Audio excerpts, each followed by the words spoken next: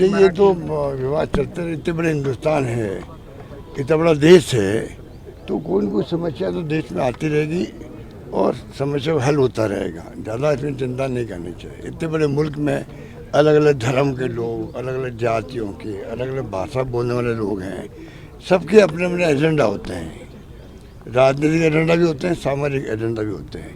उसमें मैं समझता हूँ कि इस प्रकार की बातें होना कोई बहुत बड़ी बात नहीं माननी चाहिए। ये सब ठीक हो जाएगा। सर, गजेंद्र सिंह शेखावत ने बयान दिया, माँ के लिए कहा और उसका मैंने जवाब तो दिया, अभी ट्वीट किया मैंने, क्योंकि मैंने जब हाईकोर्ट का फैसला हुआ था तब जो ट्वीट किया मैंने वापस को रिपीट किया, उसमें सब बात आ जाती है, सब बात आ जाती है। और इतना ही मैं कहना चाहूँगा कि सरकार बदलते ही 2 महीने में नई रिपोर्ट बन गई और इनको दे दी क्लीन चिट। तो हाईकोर्ट ने कोई जब ये गए थे 482 के अंदर 482 में आना पड़ता है एफआईआर को पेश कराने के लिए, हाईकोर्ट ने उसको पेश नहीं किया है। इनको रिलीफ दी है कि आप, क्योंकि पुलिस खुद कह रही है, एसओजी खुद कह रही है कि आप मुलजिम नहीं, फिर हम क्या करें, आप मुलजिम नहीं हो। तो अगर अब सरकार या चाहे कोई तो लोअर कोर्ट में जाए और उसकी परमिशन लेके फिर केस आगे बढ़ा सकते हैं। तो रिलीफ कहाँ मिली? जो जिस काम के लिए गए थे वो केस तो ही नहीं है। तो मैंने ट्वीट किया, उसमें सब बातें मैंने लिखी हैं, आप देख लीजिए। और मेरी फिर मैं कहना चाहूँगा, सवाल ये नहीं है कि माफ़ी दे नहीं दे, माफ़ी मांग कौन रहा है। मैंने तो कहा उनको चाहिए, जब सच्चाई इनको मालूम पड़ गई कि जो डॉक्यूमेंट लिखा हुआ था, जो डॉक्यूमेंट हमारे वक्त में हाईकोर्ट में पेश हुआ है एसओजी का, उसके अंदर इनके नाम थे, इनके परिवार वालों के नाम थे, इनका खुद का नाम था, वो मैंने खाली पब्लिक किया था। क्योंकि मेरे पास जो लोग आते थे ऐसे गरीब लोग हैं, आप अगर देख लो उनको लगे कि क्या इन्होंने ज़मीनें बेची होगी, गहने बेचे होंगे पुराने ज़माने के, पेंशन मिली होगी, वो तमाम इन्होंने बेच करके पैसा जमा कराया, हमें अच्छा पैसा मिल जाएगा। और प्रमोट ये खुद करते थे, उस कंपनी को प्रमोट करने के प्रमाण हैं, खबरें आ चुकी है, ये इस प्रकार की उनके आह्वान करते हो पब्लिक को, तो सबको मालूम है। तो मैंने इनको रिक्वेस्ट करी थी भी कि क्यों नहीं हम लोग मिलके, जब आप निर्दोष कहते हो अपने आप को, हम दोनों मिलके बातचीत करें। हम जाएं, बाड़मेर जा सकते हैं, जोधपुर जाएं, और कोई ज़िले में मान लो बड़ी संख्या में लोग हैं, वहाँ जाकर उनको विश्वास दिलाएं, हम सब मिल कर के आपको रिलीफ कैसा मिले, पैसा वापस कैसे आए, उस दिन हम मिलके काम करिए। मैंने ऑफर दी, इसमें क्या गलत काम किया।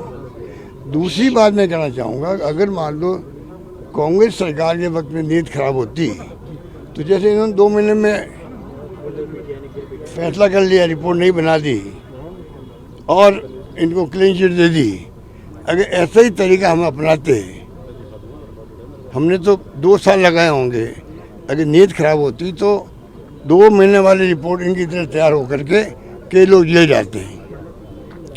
इनका पता नहीं लगता जो आज बोल रहे हैं ये, इनको पूछो, हमने कोई ऐसा काम नहीं किया। हम इनके परिवार की महिलाओं को कोई तक नहीं करना चाहते थे, इसलिए कोई एसओजी आगे भी नहीं बढ़ी, क्योंकि हमारे यहाँ रिवाज है भाई, महिलाओं को नहीं उसको टच करना चाहिए, क्योंकि महिलाएं तो जो पुरुष कहता है वैसे वो पैसे जमा कराती है। तो महिलाओं का क्या दोष है, इनकी माँ का क्या दोष है, इनकी पत्नी है या इनके जो और भी साले वाले भी मेरे ख्याल उसके अंदर है। तो हमने तो खाली बस जांच की थी, जांच पूरी नहीं, उसके पहले चले गए हाईकोर्ट के अंदर एफआईआर को पेश करने, कहते हैं 482 के अंतर्गत कि मेरी एफआईआर को आप पेश कर दीजिए। पेश हाईकोर्ट ने की नहीं है, तो ये किस घमंड में बोल रहे हैं, मेरी समझ के परे हैं।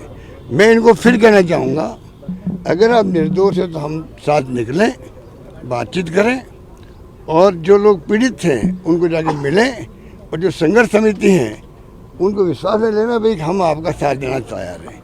उससे तो ये राइट लेफ्ट कर रहे हैं।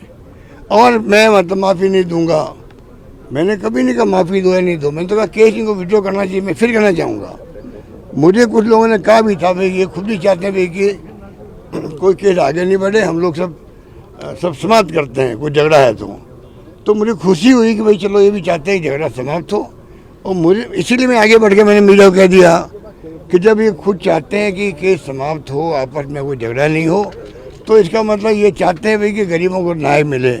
इस भ्रम में मैंने कह दिया है जोधपुर के अंदर कि भाई क्यों नहीं हम जब सब मिलकर के इन जो बेचारे कोई सोच नहीं सकता, कुछ लाख लोग कहते हैं, कुछ 1.25 लाख कहते हैं, क्या क्या लोग आए मेरे पास में कपड़े पहनने के लिए नहीं और 25 लाख जमा कर दिए। इसका मतलब जो पुराने लोग हैं ज़मीन बेची होगी, अपने महिलाओं के गहने बेचे होंगे, क्या क्या किया गया होगा।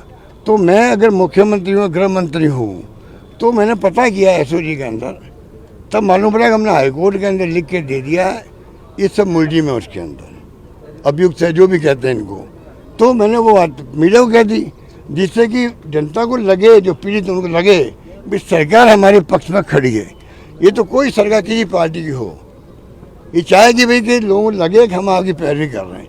दुर्भाग्य से भजनलाल शर्मा जी की जो ये सरकार है, इसने बजाय इसके कि उनको विश्वास दिलाते 2 महीने में नई रिपोर्ट तैयार कर दी, सबको फ्री कर दिया।